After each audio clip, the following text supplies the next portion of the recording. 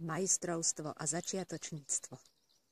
Stále sa mi javí, že to je taká téma, ktorá súvisí s našim novým vedomím a s tým, o čo sa vlastne chceme dnes snažiť.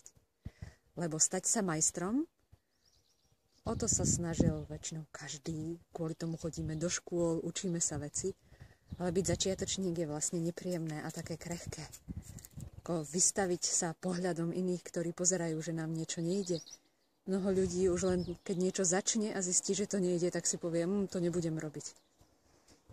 Ale ako človek sa stále vyvíjame a keby sme v ničom neboli začiatočníci, tak nemáme vôbec potenciál stať sa viac sebou, viac človekom.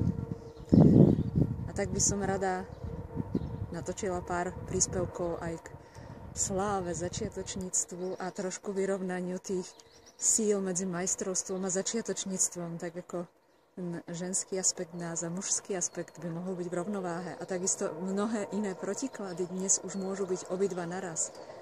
A výzvou je udržiavať ich v rovnováhe, nie jeden z nich poprieť. Tak aj majstrovstvo a začiatočníctvo sú dva aspekty nášho učenia sa a nášho života, ktoré potrebujú vyrovnať. Takže bude to pokračovať.